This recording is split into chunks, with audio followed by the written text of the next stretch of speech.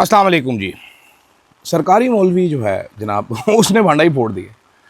उसने आके नया कट्टा खोल दिया। उसने कहा जी मौलाना साहब मिल के इस्टेब्लिशमेंट के साथ तो लेके आए थे जनाब अदम एतवाद, उस टाइम बड़ी जंपे मार रहे थे। अब ताहिर शरीफ जैसे आप झूठी गवाहियाँ देने वाले दरबारी मौलवी रखेंगे तो यही कुछ होगा ना। इस पर बात करेंगे। साथ साथ अफसार आलम और कंपनी क्या फ़ौज के ख़िलाफ़ खिचड़ी पका रही है, नून लीगी सहाफ़ी क्यों अटैक कर रहे हैं फ़ौज के ऊपर, इस पर बात करूंगा। नौरीन न्याजी को नोटिस देना क्यों स्टूपिड है जबकि मौलाना को कोई नोटिस नहीं दिया जा रहा है, ये बड़ी इंटरेस्टिंग चीज़ है। जावेद हाशमी के घर पे रेड हो जाती है जब वो मौलाना की बात को दोहराते हैं, मौलाना लगे हैं फिर रहे। क्या मौलाना इस्टेब्लिशमेंट की डबल गेम खेल रहे हैं, कहानी ये भी बड़ी चल रही है। सारी चीज़ों पर बात करूंगा। वेलकम टू माई बारिश वाला वीलॉग। अदील राजा सच की आवाज। मैं हूं अदील राजा, आप देख रहे हैं मेरा यूट्यूब चैनल। जनाब सब्सक्राइब ज़रूर कीजिएगा, फीडबैक ज़रूर दीजिएगा। मौसम बड़ा मज़ेदार सा था तो अपन ने सोचा कि अपन आज बाहर वीलॉग करता है। अपन ने पूरा वीलॉग रिकॉर्ड किया जनाब इत्थे बह के ज़मीन दे उत्ते पूरा रिकॉर्ड कर लेता जिस टाइम ते आखिर में बारिश शुरू हो गई तो हम पिज गए। आपने अब बारिश वाले गाने फिल्मों में देखे होंगे, आज ये बारिश वाला वीलॉग आप देखें, मज़ा आएगा आपको। मैंने कहा अब इधर ही बैठूंगा, इधर से ही वीलॉग करूंगा और ऊपर छाता खोल के करूंगा। तो अब हमें बारिश नहीं लग रही, लेकिन हमारे आगे पीछे फुल बारिश इस टाइम हो रही है, बड़े मज़ेदार। तो जनाब आला अफसार आलम साहब कल से परसों से एक ट्वीटें कर रहे हैं, कुछ सवालात बड़े ना क्यूट से प्यारे प्यारे से रेज़ कर रहे हैं। कुछ जनाब वाला वो बता रहे हैं बातें, कुछ सवालात उठा रहे हैं।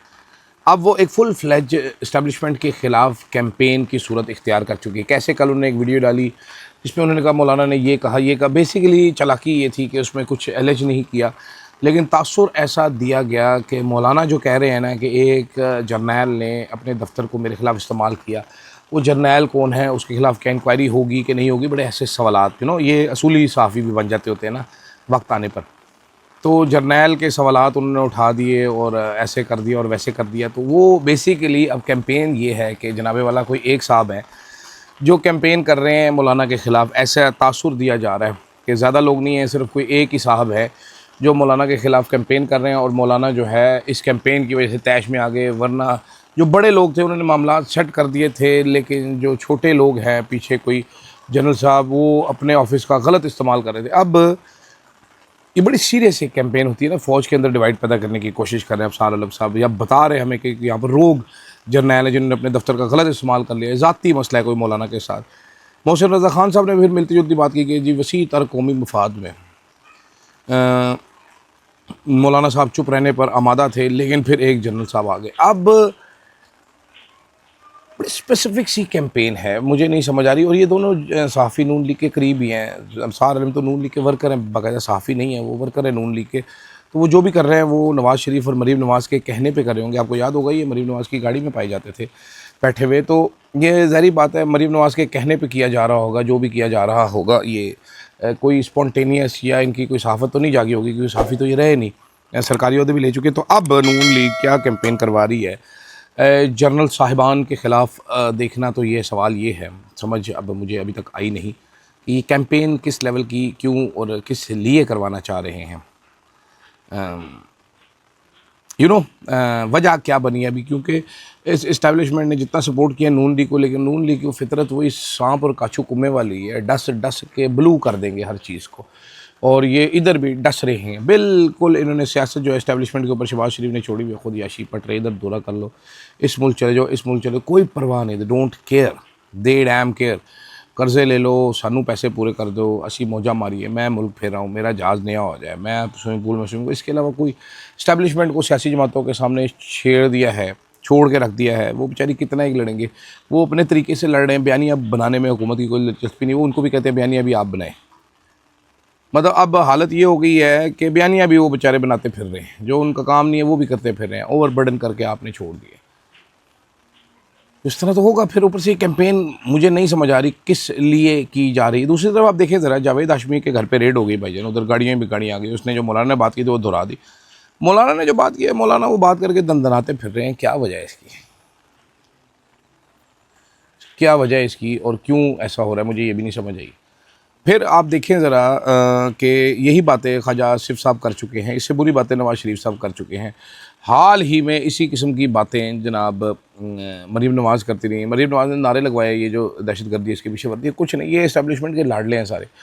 मेरा ख्याल है वो कोई बच्चे नहीं होता, उन तरह बच्चा होता है, गाली देता तो इस्टेब्लिशमेंट अबू कहते हैं नोटी खोते दे पुत्रा की करी जा रहे हैं यार, तो ना करना है। दूसरा बच्चा मेरे जैसे नाल का कुछ कहना खोते दे बच्चे तेरी ऐसी जैसी चपेड़ा पै गई। तो ये क्यूटी पाए बच्चे हैं इनके। अब नूरीन न्याज़ी को देख लीजिए, सेम वही चीज़ नवाज़ शरीफ ने बोली है, कुछ मसला नहीं है। नूरीन न्याज़ी ने एक चीज़ बोली, उसको उसने कहा ये चलाना नहीं, कॉन्सेंट नहीं है मेरा, मना हो गई बात। जर्नलिज्म में तरीक़ाकार ये होता है कि आपने कोई बात बोली है और आप साथ ही बोल दें उसको कि यार ये नहीं चलानी आपने।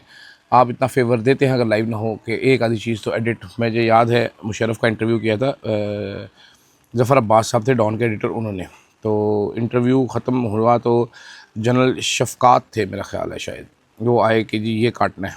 उन्होंने कहा ठीक है जी ये काट सकते हैं।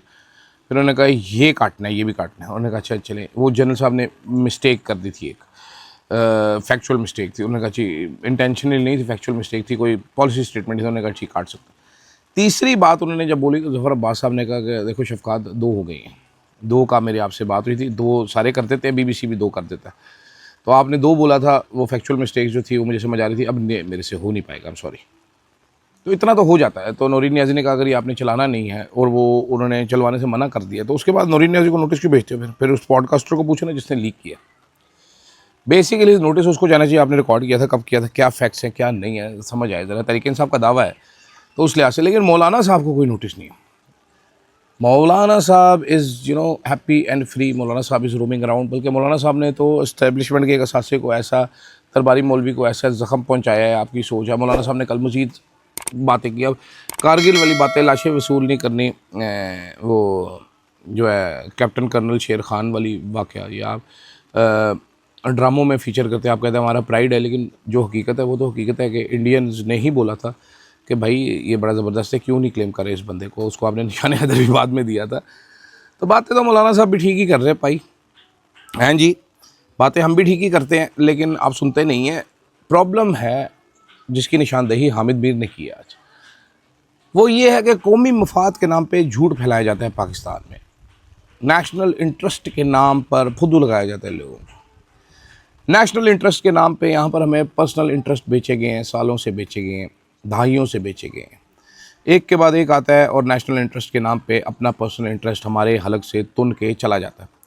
तो आजकल का डिजिटल दौर है। अब डिजिटल दौर में लोग चीज़ें बड़ी समझ जाते हैं। लोग अब आपके सामने नहीं बोलेंगे लेकिन दिल में जान लेते हैं। जब दिल में जान लेते हैं फिर आपके सामने ना बोलने में भी वो बात नहीं रहती। जैसे कल मरियम औरंगज़ेब साहिबा पिंडी में जगह जगह पे रास्ते बंद करवा रहे थे, लोग उनको गालियां ही निकाल रहे थे, खुश कोई नहीं था। मुंह पे किसी ने गालियां शायद नहीं निकाली होंगी, लेकिन गाड़ी में बैठ के बड़ा बेशतर आपने देखा होगा। कौमी मफाद के नाम पे ज़ाती मफाद बेचना अब बड़ा मुश्किल। और साथ साथ आप देखें कौमी मफाद के नाम पे हमें जो भी सौदा हमारे हलक से नीचे डंडे के ज़रिए ठूसा गया, उसने हमें नुकसान ही दिया, फ़ायदा किसी एक चीज़ ने नहीं दिया। तो जब कोई चीज़ हमें फ़ायदा दे भी नहीं रही और बार बार वही रिपीट करी जा रहे हैं, तो फिर पॉलिसी में कोई मसला है। फिर कौम में मसला नहीं है, कौम बिल्कुल ठीक है, डंडा सर्विस है। मसला आप में है, आप अपना मसला चेक कीजिए क्या है, सलूशन उसका ढूंढिए क्या है। बाकी मौलाना ने मैदान तत्ता किया हुआ है। शहबाज गिल साहब कह रहे हैं कि मौलाना साहब जी डबल गेम खेल रहे हैं, ये इस्टेब्लिशमेंट की ही गेम खेल रहे हैं। जिस भी बंदे से बात करो हर बंदा यही कहता है कि मौलाना साहब जो हैं वो, आपको पता है, कभी इस्टेब्लिशमेंट के उससे बाहर नहीं होते, बैठेंगे इस्टेब्लिशमेंट के साथ ही। I also agree with this कि मौलाना साहब नरम जगह पे पैर नहीं रखते। हुआ क्या है और क्यों इस मौलाना को इस्तेमाल करके अफसार आलम और दीगर लोग इस्टेब्लिशमेंट के ख़िलाफ़ कैंपेन चला रहे हैं, ये ज़रा जानने की ज़रूरत है, ये समझने की भी ज़रूरत है।